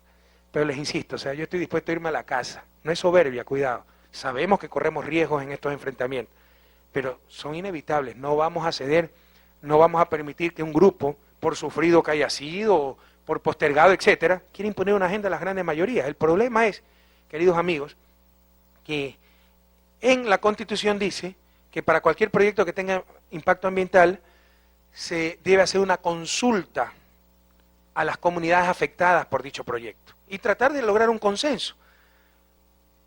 Mientras que los compañeros de la CONAIE quieren que se ponga en la Constitución, la CONAIE es la Confederación Nacional de Indígenas Ecuatorianos y su brazo político es Pachacuti. La CONAIE y Pachacuti quieren que se ponga consentimiento previo y vinculante. ¿Qué significa eso? Que si 10 familias de una comunidad dicen no quiero la hidroeléctrica, Ecuador entero se queda sin energía eléctrica. Y no entienden que así, además de ser ilegítimo, no ser democrático, le están haciendo el juego al neoliberalismo, que lo que busca es destruir el Estado y hacer miles de estados y un caos completo. Hay un Estado, hay un jefe de Estado que tiene que tomar las decisiones con legitimidad democrática en función del bien común. Si yo entiendo que una gasolinera en un barrio, la gente puede decir no queremos la gasolinera, porque eso tiene afectación solo, es un negocio privado, tiene afectación local. Pero una hidroeléctrica que va a servir para el desarrollo de todo el país, no puede un puñado de ecuatorianos decir no queremos. No solo eso, lo que propone la CONAIE es que ahí se empieza a negociar. Entonces imagínense si le damos la capacidad de decir no a 10, 15, 20, 100, 200, 2000 familias. Entonces ¿se imaginan la capacidad de extorsión, perdónenme el término, que van a tener? Si ya en estos momentos, sin marco legal, a la fuerza para movilizar una torre, bloquear el camino y dicen nos pagan tanto, nos hacen las escuelas tanto, etcétera. Imagínense si permitimos aquello. Entonces, a ver, yo quiero sin rodeos, créanme que lo único que persigo es servir al pueblo ecuatoriano. Si no me quieren, me voy a la casa cuando ustedes deseen. Yo primero me voy a la casa antes de aceptar eso, así que no perdamos el tiempo. Y si se van a levantar, levántense, compañero.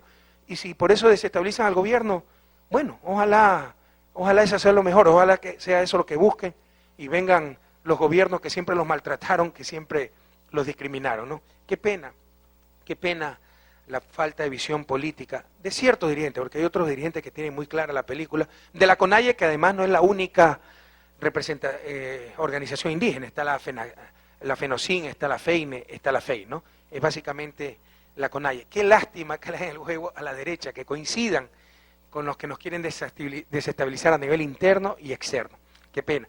Qué pena que hayan apoyado tan irrestricta y reflexivamente a un gobierno como el de Lucio Gutiérrez, y un gobierno patriota de izquierda, de cambio, nacionalista, soberano, le declaren la oposición abierta y un levantamiento, porque no hacemos caso a su exigencia. Exigencia que, dicho sea de paso, el candidato de la CONAIE Pachacuti, tremendo candidato, una gran persona, un gran dirigente, un querido amigo, Luis Macas, ¿saben cuánto sacó? 2%. Y ese es el programa político que nos quieren imponer a la brava. Por favor, ya superemos esas cosas. Debemos tener aquí convicción democrática, no solo de bocas para afuera. El proyecto político que ganó fue el de Alianza País. Ustedes perdieron, compañeros de la CONAIE, por indígenas que sean, por maltratados que hayan sido. Ustedes perdieron. Tenemos toda la legitimidad democrática para poner en práctica el proyecto político ganador, que respete los derechos de la minoría, pero que no permita tampoco que impongan sus caprichos, su punto de vista, una minoría, que en la campaña electoral sacó 2% de los votos. Así que las cosas clarísimas. Y si se quieren levantar, levántense, compañeros. Y a las finales nos mandan a la casa. Por mí hasta les estaría agradecido, podría dormir un poco más. Ya mis hijos le están llamando papi al vecino, ¿eh? Los veo por foto nomás, cómo van creciendo. Pero creo que el país perdería su última oportunidad de cambiar en paz. Así que vamos a ver, pues, cuál es el nivel de responsabilidad de los queridos machos. Han mandado un boletín de prensa terrible, ¿no? Poco menos que fascista. ¿Qué me dicen aquí? Rechazar los pronunciamientos racistas, autoritarios y antidemocráticos del presidente de la República. O sea, yo soy racista porque no cedo en lo de consentimiento previo, ¿no? Yo que hasta viví un año con indígenas y algo estropeo el quichua, ¿no? Soy racista. Autoritario, o sea, yo no son los autoritarios. Ser autoritario no es decir, me pones esto o vamos al levantamiento. El levantamiento significa bloquear caminos, etc. Soy yo el autoritario. Y antidemocrático. O sea, nosotros obtuvimos en la segunda vuelta electoral 56% del voto popular, ellos obtuvieron en la primera vuelta el 2% y nos quieren imponer su programa. Pero soy yo el antidemocrático. Con criterios así, ¿qué podemos hacer? Ya cada uno sabrá responder, ser responsable ante la historia, compañeros. Bien, y habrá que hacer también algunas cosas en todos esos espacios que teóricamente han sido conquistas del movimiento indígena, de cierto movimiento indígena, porque la CONAIE no es la única organización indígena, pero que sirven de espacios de poder y que le están haciendo mal precisamente a los que quieren ayudar. Sepan ustedes que el Congreso irresponsable, antes de ser disuelto o suspendido por la Asamblea, aprobó una ley en que le da el manejo de la salud indígena a los indígenas. De acuerdo a la Constitución, yo soy el responsable de la salud del pueblo ecuatoriano, pero ahora ellos pueden curarse por sus métodos ancestrales, que son muy respetables, pero creo que también hay algo que aprender de la medicina científica, ¿verdad? Con base científica, y sobre todo que debe haber una autoridad única en la parte sanitaria. Ya hay una ley aparte de salud para los indígenas. Son esos progresos, es esos beneficios. Si lo que se busca es respetar los conocimientos ancestrales, todos estamos de acuerdo, pero cuidado, el remedio es más caro que la enfermedad. La educación bilingüe, prácticamente el ministerio no tiene control sobre educación bilingüe y es la de peor calidad, lo dicen todas las evaluaciones. Pero no, nosotros solitos podemos hacer todo. Parte de la sabiduría es reconocer las limitaciones, compañeros. Estamos del mismo lado. Queremos la reivindicación de ese pueblo indígena, sacarlo de su postergación. Pero Rabindranath Tagore, siempre lo cito, decía, no basta querer, hay que saber el camino. Y el voluntarismo incompetente en América Latina ha hecho más daño que la mala fe. Déjense ayudar. El Ministerio de Educación tiene que ser rector de toda la educación, bilingüe, mestiza, lo que quieran, pero tiene que ser el rector y tiene que velarse por la calidad. Todas esas cosas, nos gusta o no, le gusta o no a cierta dirigencia indígena, que no son todos, habrá que remediar y enfrentar. Y por último, queridos machis, queridos machicuna, no caigan en la trampa de cierta prensa. Ya también por aquí en la comunicado están diciendo, y desafiamos al presidente Correa para que diga cuál de los dirigentes de la CONAIE es el que le exigió puestos a cambio de apoyo. Por favor, revisen mis declaraciones, pues no caigan en la trampa. Fue yo cuando dije que era la CONAIE. Ahí tengo la lista.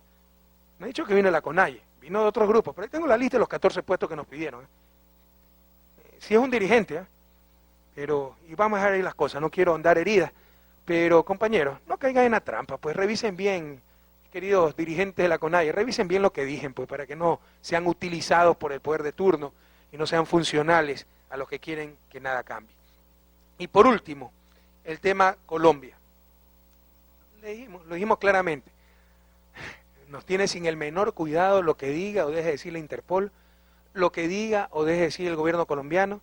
Dicho sea de paso, lo que ha dicho la Interpol es que los documentos sí estaban en la computadora y no han sido manipulados. Nosotros tenemos información de que esas computadoras no estaban en el campamento, sino que habían caído en poder de la inteligencia colombiana mucho antes.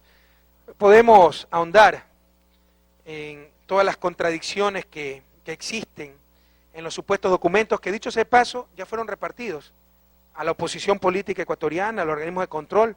Investiguen lo que les dé la gana. Nadie ha demostrado la veracidad de estas cosas. Hay graves contradicciones. En teoría, hay un mensaje de enero 5 del 2007 que dice que en octubre del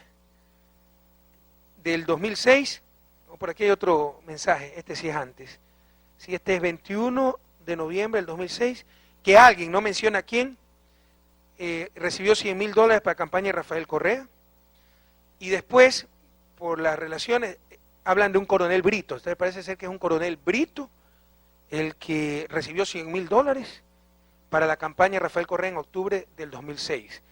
Primero, ¿cómo entender, si es que recibimos financiamiento de la FARC en octubre del 2006, que de acuerdo a estos mismos documentos recién, en enero 31, se empieza a establecer contacto con el ministro Gustavo Larrea para un acuerdo político?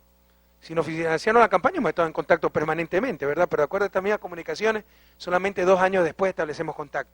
Segundo, gracias a Dios, no hay ningún coronel Brito que haya sido dirigente de Alianza País, ni miembro de mi gobierno. El único coronel Brito que conozco es Jorge Brito, que participó del gobierno de Alfredo Palacio, nos ayudó en campaña, pero nunca fue dirigente nuestro y nunca ha sido parte de nuestro gobierno. Y tercero, si llegara a ser cierto que a algún coronel Brito le dieron $100.000 a la FARC le dieron $100.000 para la campaña de Rafael Correa, tengo que decirle con mucha pena a la FARC que fueron estafados, porque nosotros no hemos recibido ningún dinero y jamás hubiéramos aceptado dinero de una fuente ilegal. Entonces esto a lo sumo prueba lo que dice un guerrillero a otro. E incluso si fuera verdad que la FARC fueron estafadas, pero resulta que a la muy sui generis concepción de justicia y derecho de ciertos medios de comunicación, ciertos politiqueros y el gobierno de Colombia, somos nosotros los que tenemos que demostrar que no es verdad. No es que ellos tienen que demostrar que es verdad. Ya basta de eso. Pero yo sí quiero hacer una pregunta muy concreta al presidente Uribe, y les ruego con todo respeto y consideración a los medios de comunicación que se la hagan también. ¿Cree o no cree a la FARC? Porque si cree a la FARC, perfecto, investiguemos todo esto, pongamos en duda esto, pero también creamos cuando la FARC le decía que era paramilitar y narcotraficante, o es una memoria selectiva lo que tenemos. Si no cree a la FARC, ¿por qué el gobierno colombiano actuó con tanta irresponsabilidad sembrando dudas? Todos sabemos la respuesta. Para desviar la atención de los graves problemas internos, porque allá sí hay narcopolítica y parapolítica, y para justificar el bombardeo del 1 de marzo, que es injustificable, incluso si fuera verdad lo que están sosteniendo. Entonces, la pregunta al presidente Uribe, señor presidente Uribe, se lo hago yo directamente. ¿Le cree o no le cree a la FARC? Si le cree, creámosle todo. Creámosle las acusaciones que también vierten sobre usted de narcotraficante y de paramilitar. Si no le cree a los terroristas, criminales y todo eso que usted los llama, ¿por qué de forma tan irresponsable empezó a difundir unos documentos sin ningún valor jurídico y trató de involucrar a nuestro gobierno con la FARC? Esa es la gran pregunta. Pero para demostrarles, aquí hay periodistas ecuatorianos, ¿no? Para demostrarles las barbaridades que dicen estas cosas, cómo hay grandes inconsistencias. Y tenemos todo informe que no quiero cansarlos, ¿no? De las inconsistencias. Fíjense, aquí habla de que se están dando cerca de $1 millón, habla de 1.000 calendarios. Carlos, dejo esto para Vereda 150, la propuesta de distribución es: Jorge Yepes 25, de eso entregaría 15 a Platos para la comuna. Manuel Salgado 30, de esos son 20 para el Partido Socialista y 10 para sus amigos de Universidad Central. Para el Partido Comunista Iturralde 20, Lenín Ortiz 20, dice que entregaría a los compañeros de Alianza País. Ni siquiera conozco a este Lenín Ortiz. Dice que va a tratar que a través de Gustavo Larrea, ministro de Gobierno, le llegue al presidente Correa a algunos de sus ministros. Carlos 20 para distribuir a los compañeros del Movimiento Bolivariano Alfarista, a sus amigos patricios, y el periodista Carlos Vera. O sea, de acuerdo a esto, a Carlos Vera también le envió plata a la FARC. ¿Quién puede creer esto? Entonces revisen todo, señor periodista, para que vean la inconsistencia, las falsedades. ¿Quién puede creer esto? Pero en base a esto tratan de montarnos toda una campaña de desprestigio. Entonces le insisto, lo que digo de decirle a Interpol, Colombia, no tiene sin el menor cuidado, pero ahora sí estamos fastidiados, hartos de esto, ¿no? Indignados, rebelados. Somos los agredidos, lanzan una mentira y somos nosotros que tenemos que defendernos. Y eso he escuchado hasta algunos jefes de Estado, que es muy triste, ¿no? Me lo dijo el presidente Barroso, mira, es que el presidente Uribe dice que usted ayuda a la FARC. Primero, así yo ayudar a la FARC, ¿eso justifica un bombardeo? Segundo, o sea, yo lo acuso de algo y es ese alguien acusado el que tiene que demostrar su inocencia o el otro su culpabilidad. O sea, es una doble moral terrible, es una inconsistencia de conceptos terrible. En todo caso, compañeros, he hablado con José Miguel Insulza, harto de esto, y le he dicho, señor Insulza, tenga la carpeta, tengo los archivos magnéticos, revíselo, ¿eh? Y si yo tengo la más mínima relación con la FARC como candidato o como presidente, pongo a disposición del pueblo ecuatoriano y de toda Latinoamérica a mi cargo como presidente. Pero de no haber sido así, una vez más quedará el gobierno de Álvaro Uribe como un mentiroso. Y cerramos este capítulo porque estamos cansados de tanta pequeñez humana, tanta pequeñez de alma, compatriotas. Muchas gracias. Señor presidente, como corolario de esto, estos patriotas, entre comillas, Sociedad Patriótica ha presentado una demanda en Colombia, se ha contactado con un grupo de abogados en Colombia para pedir la extradición del presidente ecuatoriano para que rinda cuentas en Colombia. Eso también, bueno, ya no hay que hacerlo quedar como mentiroso, todo el pueblo ecuatoriano los conoce. Y no son los abogados que definen paramilitares, ese grupo, que costaba ni sé cuántas centenas de miles de dólares. Hay que ver quiénes están financiando. Pero insisten en quedar mal ante la historia, ¿no? El pueblo ecuatoriano sabrá rechazarlo. Pero le insisto, que lo vea, revise lo que quiera. Y el presidente, el gobierno del presidente Álvaro Uribe, y esta gente de Sociedad Patriótica que no hay ni que sacarle el anonimato en que su mediocridad lo ha hundido, quedarán como lo que son, completos mentirosos. Muchas gracias, señor presidente. Tenemos como primera invitada, como actor social, a la abogada Yamela But de Flores. Ella es experta en solución de conflictos y mediación internacional. Ella vive prácticamente 35 años aquí en Lima y tiene un contacto constante con grupos de ecuatorianos, tanto aquí como en el Ecuador. Bienvenida, Gabriela.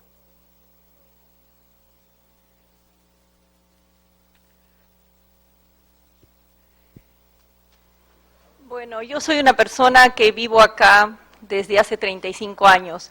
Soy abogada y soy conciliadora extrajudicial. Justamente en esa época se hablaba de la integración andina y para hacer honor un poco a esto me casé con un peruano que resultó con el tiempo ser experto en integración andina y él, mejor dicho, este local fue nuestra casa por muchos años. Mi pregunta radica en sobre este tema, presidente. Quiero hablar sobre la Unión Europea y la integración andina, porque sabemos que para la Unión Europea es viable y legítimo impulsar una sola negociación en bloque. ¿Cómo se podría manejar las posturas de cada uno de los países de América Latina para que se logre obtener una negociación comunitaria con resultados satisfactorios para todos los integrantes? A ver, primero, la Unión Europea es una integración muy fuerte a nivel político, comercial, económico, monetario, de 27 países, con 23 lenguas distintas, con diferentes sistemas políticos, sistemas presidencialistas, parlamentarios, monarquías, repúblicas, diferentes culturas. Hace 60 años se mataban por decenas de millones entre ellos y hoy son prácticamente un solo país. Yo creo que es un ejemplo a seguir aquello. Para nosotros la integración debería ser mucho más fácil, es mucho más lo que nos une que lo que nos separa, y muchísimo más que lo que tenía Europa. Y sin tecnicismo Europa, fue la visión y la decisión política de sus líderes, porque a nivel técnico una unión monetaria entre países tan disímiles no era conveniente, fue decisión política. Entonces, como les decía hace un momento en la reunión UE-CAN, mientras que la Unión Europea tal vez tendrá que explicarle a sus hijos por qué se unieron, el rato en que nosotros estemos realmente integrados tendremos que explicarle a nuestros hijos por qué nos demoramos tanto. Por ahí hay un atenuante, ¿no? Europa tiene una historia de muchos siglos y milenios. Nosotros somos repúblicas jóvenes, pero no tenemos tiempo que perder y tenemos que hacer las cosas buenas, rápido y de mejor manera que el resto. Eso como primer punto. Segundo punto, usted me ha dicho cómo negociar en bloque contentando a todo el mundo. Algunas veces los países latinoamericanos y lamentablemente algunos grupos dentro de nuestros países, entre ellos los indígenas, por ejemplo, no entienden que negociar no es obtener el óptimo, eso es imposible obtener el óptimo para todos, es obtener mínimos aceptables. ¿Me explico? No rebasar esos mínimos aceptables, para abajo rebasarlo. Entonces, no es que todo el mundo puede salir 100% satisfecho. Tenemos que tener un nivel de tolerancia, no es que todo el mundo puede lograr el óptimo, pero partiendo de ese mínimo aceptable, ver qué es lo que se puede negociar. Y tercero, creo que sí se puede hacer la negociación en bloque dentro de la comunidad andina pese a las diferencias. Y una de las estrategias es la estrategia planteada, un marco general pero flexible, donde los países puedan aceptar ciertas partes del acuerdo y en otras que no están de acuerdo, que no consideran positivas para sus intereses, decir sencillamente no me adhiero. Eso es lo que estamos negociando en este momento con la Unión Europea, hasta dónde llega la desagregación, es decir, una especie de acuerdo a la carta, o sea, hay una serie de puntos, principios, postulados, pero los países podrán decir, en esta sección, propiedad intelectual, no me adhiero. ¿Okay? Sí. Ahora tenemos la presencia de la licenciada Gabriela Falconi Piedra, ella es socióloga, actualmente coordina el proyecto binacional para la publicación de 2 antologías de poesía y cuento en homenaje a la década que cumple el acuerdo de paz entre Ecuador y Perú. Bueno, yo vivo acá hace 5 años y me he dedicado al trabajo en cultura. Entonces, la pregunta que quiero hacer tiene que ver específicamente con eso. Su gobierno ha apoyado, y es indiscutible, el apoyo hacia la cultura a través de la creación del Ministerio de Cultura. Y por otro lado, también ha fortalecido la Secretaría Nacional de Planificación y Desarrollo. Entonces, está planteando una hoja de ruta a nivel interno a través de la Secretaría, ¿no es cierto? Entonces, yo digo, si se está reorganizando casa adentro el país, ¿cómo eso se trabaja afuera, ¿no es cierto? O sea, ¿cómo fortalecemos cultura y además armamos una hoja de ruta también para afuera? Si tenemos diversas instituciones que están trabajando el tema, ¿no? Como la Secretaría del Migrante, el mismo Ministerio, el Ministerio de Cultura, el Ministerio de Relaciones Exteriores, ¿no? O la GESI, ¿no? Entonces, ¿cómo articular? ¿Cuáles son las perspectivas del gobierno para articular a estas instituciones para que hagan una hoja de ruta, una agenda que pueda ser la hoja de ruta que lleven las agregadurías culturales, ¿no? Gracias, Gabriela. Se está haciendo. Nosotros hemos dividido el gabinete en ya el sector de patrimonio natural y cultural, donde está el Ministerio de Cultura, donde está, me parece que la Secretaría del Migrante, y entonces ese ministerio coordina las acciones. Y ya en lo concreto, la expansión cultural, la difusión cultural en el extranjero, para nuestros ciudadanos que viven en el extranjero, se va a hacer básicamente en 2 vías, a través de las embajadas, la promoción de nuestra cultura, etc., pero también a través de la Secretaría del Migrante en zonas de alta migración, como por ejemplo Madrid, se va a construir, arrendar más que construir, ¿no? O sea, obtener la Casa Ecuatoriana, donde va a haber manifestaciones culturales, coordinadas por la Secretaría del Migrante, pero ejecutadas por el Ministerio de Cultura. Eso sí está coordinado. ¿Ok? De nada. Tenemos a Paulina Ocres, ella es experta en administración de empresas y trabaja con organizaciones de afrodescendientes en la comunidad andina. Actualmente prepara varias acciones de integración de los afrodescendientes entre Ecuador y los países de la comunidad andina. Bienvenida. Muchas gracias, buenos días. Señor Presidente, reciba un abrazo negro desde aquí, del hermano país del Perú. Bueno, mi pregunta es, conociendo la dura y difícil realidad de los ciudadanos y ciudadanas ecuatorianos en el Perú, en las cárceles de Sarita, Colonia y Santa Mónica, detenidos, la mayoría por tráfico de drogas. Estamos hablando de unos 60 compatriotas, hombres y mujeres que están detenidos aquí y cumpliendo su condena. ¿De qué manera se puede actuar sobre un convenio, normativas o políticas de Estado para que las personas detenidas del Ecuador en el Perú puedan cumplir sus años de cárcel en su país de origen? Ya, gracias, Paulina. En primer lugar, un comentario sobre la ley antidrogas. No sé cómo sea en Perú, pero lo que sí sé es que a inicio de los 90, esas leyes las impuso Estados Unidos en toda América Latina, así que debe ser muy similar a la de Ecuador, que es una barbaridad. no diferencia entre consumidor, entre transporte y en narcotraficante, es decir, el dueño del negocio, el que maneja todo. Da penas totalmente desproporcionadas al crimen. 8, 10, 12 años de prisión para un pobre transporte, le llamamos mulas en Ecuador, con todo respeto, o sea, el tipo desempleado, la madre soltera que llevó unos gramos de droga, o incluso consumidores. Hay el caso de un chico de 19 años que lleva 2 años en prisión, ¿ya?, por haber tenido 40 gramos de marihuana, porque los jueces son agenciosos también, quieren ser los más drásticos para que no les quiten la visa a Estados Unidos, etcétera, ¿verdad?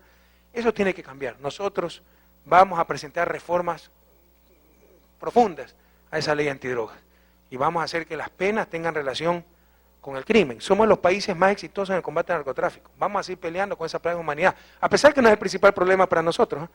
A nosotros más gente se nos muere por accidentes de tránsito fruto del alcohol, y el alcohol también es una droga, que por droga.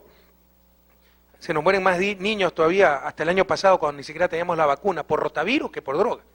La vacuna universal de rotavirus costaba menos de $6 millones y no había en el país, porque esos 6 millones para salvar la vida de cerca de 1.000 niños que se nos morían de rotavirus, es decir, diarreíta, no había. Pero sí gastamos decenas de millones de dólares en la lucha antidroga. Vamos a seguir haciéndolo, pero pongamos las cosas en claro y pongamos las prioridades también en claro. Ya basta de repetir discursos ajenos, ¿verdad? Más encima, cuando no hay consecuencia de los países que más impulsan esos discursos, porque aquí se ataca la oferta en el problema de la droga, pero no se ataca el consumo en los Estados Unidos, por ejemplo. Entonces, vamos a hacer profundas revisiones de esa ley antidroga, y eso lo tiene que hacer con todo respeto toda América Latina, porque son un atentado a los derechos humanos, al sentido común, al sentido de justicia. Penas totalmente desproporcionadas con respecto al crimen. Bien, dicho esto, nosotros hemos declarado emergencia el sistema judicial, habían gravísimos problemas.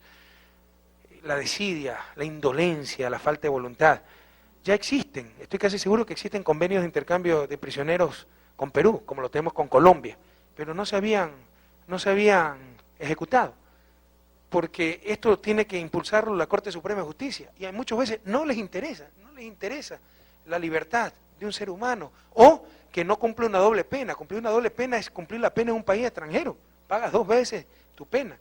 Entonces, estamos impulsando todo esto, hemos avanzado lento, estoy insatisfecho. Creamos el Ministerio de Justicia y Derechos Humanos para que lleve adelante esta emergencia carcelaria, pero sí esperaba resultados más rápidos, pero algo se ha hecho.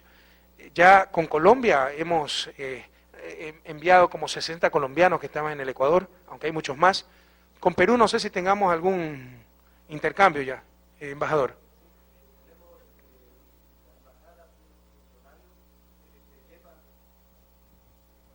Va a hablar el embajador del Ecuador en Perú. Gracias, presidente. La embajada tiene un funcionario que está encargado de llevar todos los juicios de los ecuatorianos detenidos en todo el Perú, que son 60, como usted lo ha Pero dicho. para que vayan a cumplir sus penas en Ecuador. No a todos les conviene, porque la ley Ya, peruana, ese es otro problema, ¿no? También que no todos quieren. La ley peruana es más beneficiosa, Ya. entonces no a todos les conviene. Pero estamos visitando continuamente las cárceles. Personalmente hemos ido, los funcionarios de la embajada, a atender a todos los presos. Les hemos llevado pues sus necesidades en las fechas especiales, en la Navidad, y estamos coordinando con las autoridades peruanas justamente la repatriación de las personas que pueden y deseen cumplir su pena en el Ecuador cerca de sus familiares. Entonces, Paulina, estamos muy preocupados de eso y hemos avanzado demasiado lento para mi gusto. Ahora, también hay grandes restricciones. Por ejemplo, la institucionalidad ecuatoriana es tan absurda que el sistema de rehabilitación social, es decir, las cárceles, están en manos de la fiscalía, el que acusa. La fiscalía es autónoma. Entonces, es difícil meterse en algo autónomo. Pero, por ejemplo, pusimos ya 200 abogados para tratar el caso de presos sin sentencia. 16.000 presos que hay en Ecuador, 11.000 no tienen sentencia. Ya van siendo liberados 1.000. En todos los juicios se los ha absuelto. Es decir, que más encima de estar sin sentencia, estaban injustamente presos. Ya hemos liberado 1.000. Lo que pasa es que la prensa ecuatoriana no saca estas cosas, porque las buenas noticias no son noticias. El rato en que metamos a alguien preso injustamente nos va a sacar todos los días. Pero el rato, sobre todo si es alguien con implicaciones políticas, se liberan 1.000 inocentes, prácticamente ha pasado desapercibida en la prensa, y seguimos con ese equipo de 200 abogados tratando estos casos, y esperamos que en el bicentenario de la independencia, 10 de agosto del 2009, Ecuador sea declarado país sin presos sin sentencia. Hasta final del año vamos a iniciar la construcción de 10 centros carcelarios, ya estamos remodelando 3 o 4, 10 centros carcelarios mucho más modernos, mucho más humanos, para una verdadera rehabilitación social, porque las cárceles nuestras son verdaderos infiernos. Se ha dado presupuesto ya para aumentar juzgados penales, juzgados de la mujer, juzgados fiscales, para una más ágil aplicación de la justicia, que ese es otro problema gravísimo del sistema judicial ecuatoriano. Y nuestro país puede tener muchas hambres insaciadas, pero algunas veces te da la impresión que la única hambre saciada es el hambre de justicia, porque la gente ahí no tiene apuro. Y como tú entenderás, el Poder Judicial es independiente del Poder Ejecutivo. Pero eso no significa que yo pueda decirle, o sea, eso significa que yo no puedo decirle a un juez, declare inocente o culpable a esta persona. Pero todo ecuatoriano puede decirle a los jueces, oigan, no sean tan indolentes, despachen rápido los vicios. O sea, pero para los viejitos muchas veces que están en el sistema de justicia, esforzarse es que ya no salen a las 5 sino a las 5:15, ¿verdad? Pero nunca se les ocurre salir 9 de la noche, trabajar sábado y domingo para despachar los juicios, sacar los presos sin sentencia, etcétera. Te falta mucho más motivación y eso no se puede lograr por decreto, pero estamos haciendo lo posible. Y se ha avanzado, pero creo que debemos avanzar mucho más rápido. ¿Ok? En todo caso, un inmenso saludo a los presos ecuatorianos en Perú, y estamos con ellos. Gracias a Paulina. Señor presidente, una vez que termine su intervención, la transmisión continuará en Quito con el Machi José Maldonado, justamente para hacer el resumen de actividades en Quichua. Señor presidente, sus últimas palabras, por favor. Bueno, compañeros, de aquí, como les decía, tenemos la reunión con el colectivo ecuatoriano, tenemos entrevista con un medio de comunicación peruano y regresamos a Quito y seguimos trabajando, ¿no? Esta reunión ha sido muy esperanzadora, ha sido muy positiva. Una inmensa felicitación al gobierno de Alan García y al gobierno peruano y al presidente Alan García por la extraordinaria organización. Realmente ha sido muy buena organización y vinieron 64 delegaciones, cerca de 60 jefes de Estado. O sea, eso es muy difícil de coordinar y ha estado todo impecable. Y sobre todo, un inmenso gracias al pueblo ecuatoriano porque, como siempre, nos ha recibido como hermanos. Hasta la victoria siempre, compañero.